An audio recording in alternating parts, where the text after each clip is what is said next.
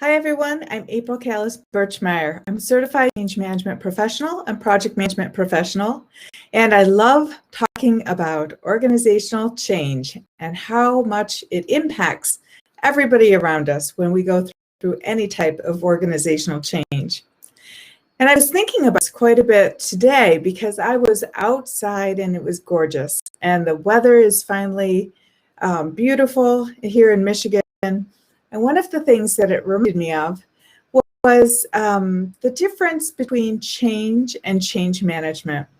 And I think that's an important difference. You know, it was, I think it may have been 2018 in Orlando. And I think it was Orlando when I was at the Association of Change Management Professionals conference.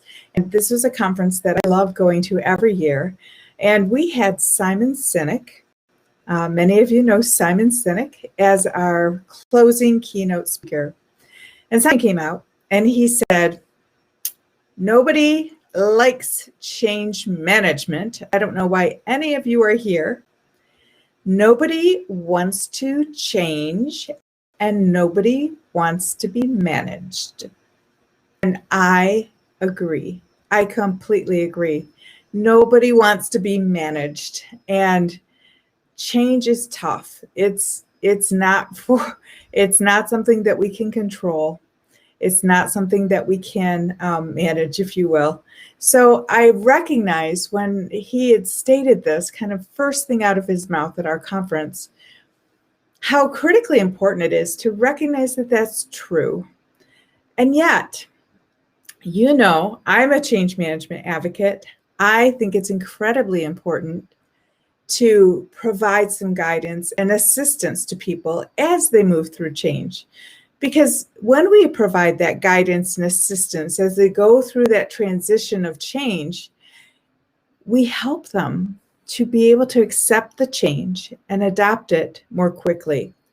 And anytime and anything that we can do to help people adopt change more easily and more quickly is worth doing.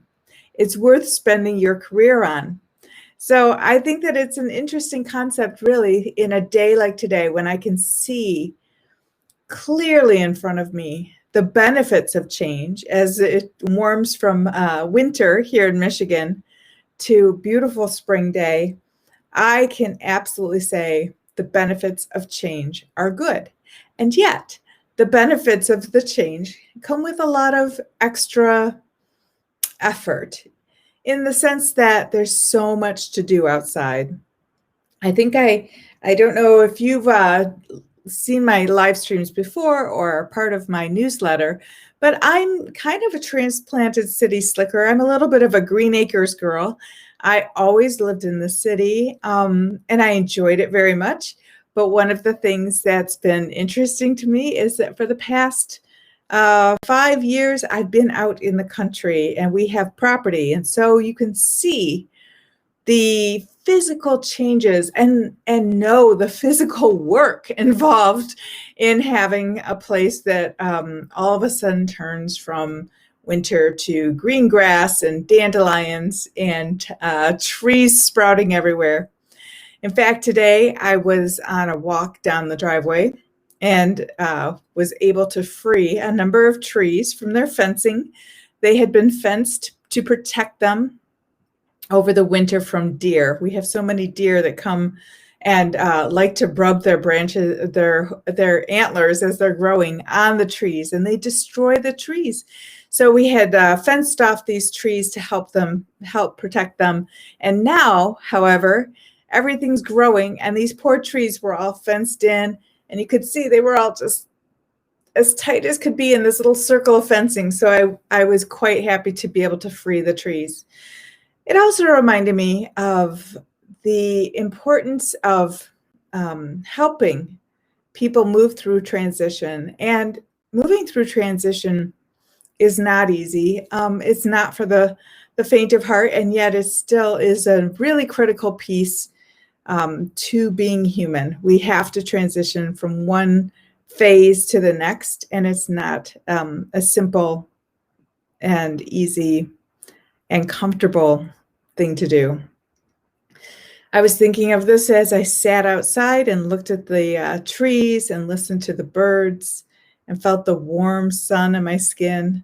It reminded me of sitting outside with my mother. When I was a teenager, we would sit outside on the deck and have tea and drink some herbal tea and read Reader's Digest Reader's Digest, because it was had a lot of little stories, and we would comment to each other about the little stories we were reading.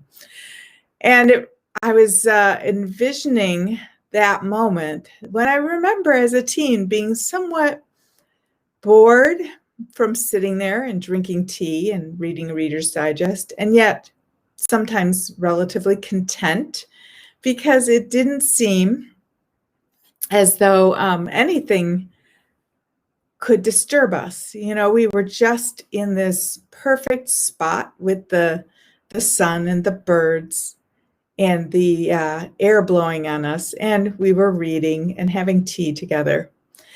And, you know, in life we have many transitions, and many of them are not welcome transitions.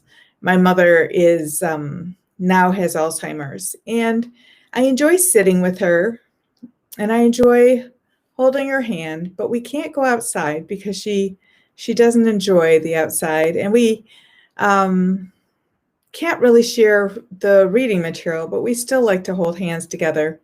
And so that's really about the only sort of thing that exists from the past, is this enjoyment of community, of sharing a moment. And I think that when we're thinking as change management professionals or project management professionals about helping people move from one state, the current state, to another state, which is the future state, I think it's important for us to recognize that whatever we can keep the same, whatever we can help people to hang on to of the past, is worth helping them hang on to if it's something that's not going to disrupt the future state. So if we can, you know, metaphorically hold each other's hands as we move through the difficulties of change, I think that's a really helpful place to be as a change professional. And then I'm also kind of struck at the same moment in this day by so many of the technical requirements that we have around organizational change. We need to develop strategies. We have to have a great plan to take us through the execution phase. And we really need to establish that strong governance center.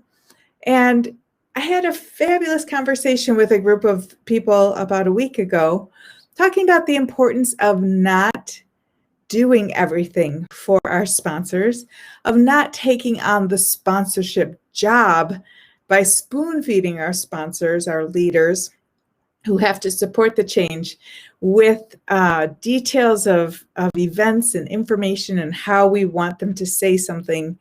And yet I recognize that I tend to do this. I don't know about you. I don't know if you also try to help the sponsors in a way that is a little too helpful. Let me put that politically correctly. I don't know if that's your issue or not, but I see that this is something that is their job. And whenever we try to assume somebody else's role or assume somebody else's job, it doesn't help them. It simply makes things more complicated.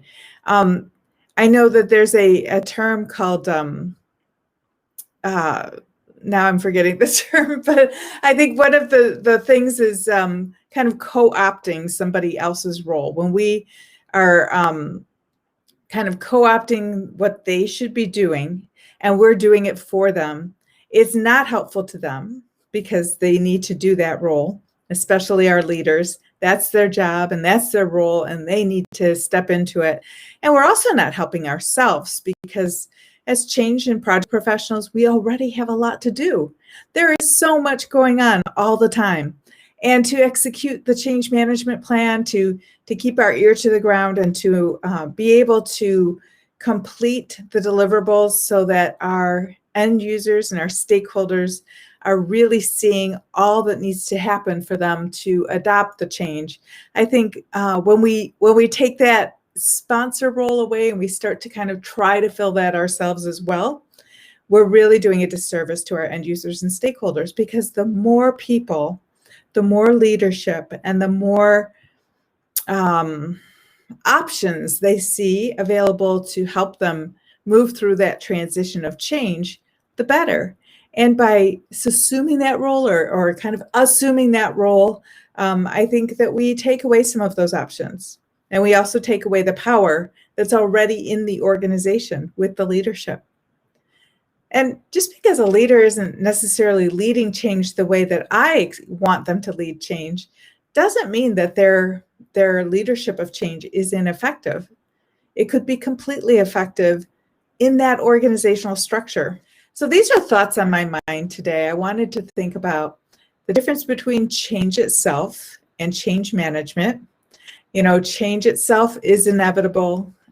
We are all going to go through change, whether it's personal, whether it's business, whether it's a life stage, whether it's some sort of physical change around us.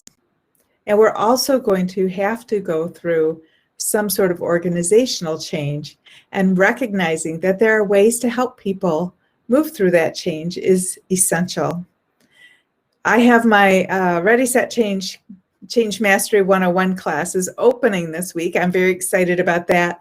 And so if you are interested in learning more about how to use the Ready, Set, Change framework, you can go to changemastery101.com and take a look and see if that's something that would be helpful to you to learn how to successfully lead change using the Ready, Set, Change framework, and also to earn 22 professional development units toward your CCMP exam or toward your SHRM recertification. And I'm working on the PMI side. So, and you can also take a look at PMI Seminars World Virtual for the week of June 21st. I'm teaching Ready, Set, Change for them as well. So today I'm really hopeful that you will be able to get outside and enjoy some of the transformation that's right in front of us as we move from one season to the next, and that you recognize how helpful and incredibly important it is to provide some change management assistance in our organizations to help our end users and our stakeholders move more seamlessly, more smoothly, and more comfortably through change, which helps our productivity and our profitability as organizations as well. So that's it for today. I look forward to talking with you again next Tuesday. Take care.